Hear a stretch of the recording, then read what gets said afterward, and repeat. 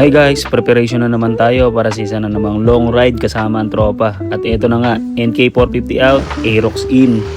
Ngayong gabi, samahan nyo ako sa umpisa ng biyahe natin. First stop natin syempre, meet up muna kasama ang tropang makakasama natin sa ride na to. Excited na ako kasi matagal-tagal din tayong hindi nakapag long ride na kompleto ang tropa. So ang usapan, magkikita-kita kami mamayang 1 AM sa McDo, tapat ng SM Marilao. At syempre, para hindi tayo malate, kailangan na maaga tayong umalis. Time check, 11:30 PM na. Kaya habang hinihintay ko ang oras, check muna natin ang motor. Siguraduhin na okay ang lahat, ready ang gamit at syempre full tank para walang aberya sa biyahe.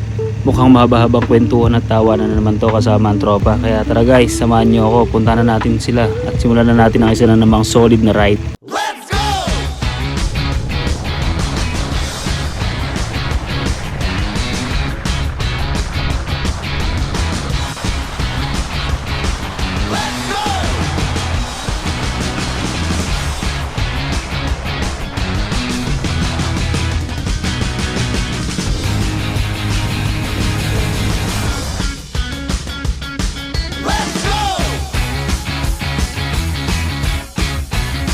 Touchdown guys, McDonald's SM Marilao. Ayun na nga, kompleto na ang tropa. Lahat ready na para sa long ride. Kita nyo naman, kanya-kanyang setup, kanya-kanyang trip. Pero isang goal, solid na ride ngayong gabi.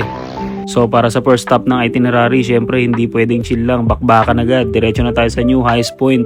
Kaya guys, ready na ba kayo? Tara, ride out na tayo. So ayun na nga guys, hindi na ako nakapag-video after namin makalis sa meeting place. Sobrang haba kasi na naging biyahe, literal na focus muna sa daan at pahinga bawat stopover. Pero ayun na nga, finally nakarating din kami sa pinaka first stop namin. So time check, halos 4 PM na ng hapon from 2:30 hanggang ngayon. Around 13 hours din ang tinagal ng travel namin. Syempre kasama na dyan yung breakfast, gas stops at konting pahinga sa daan.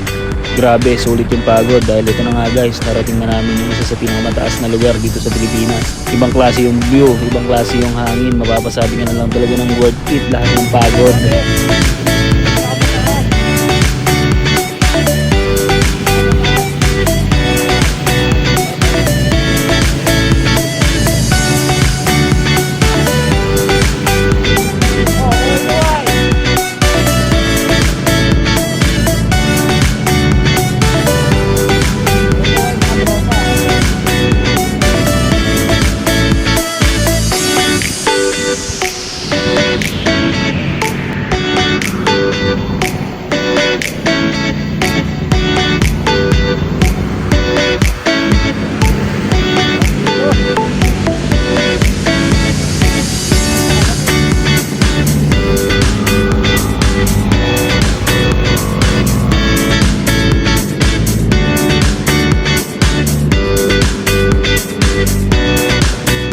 Welcome to my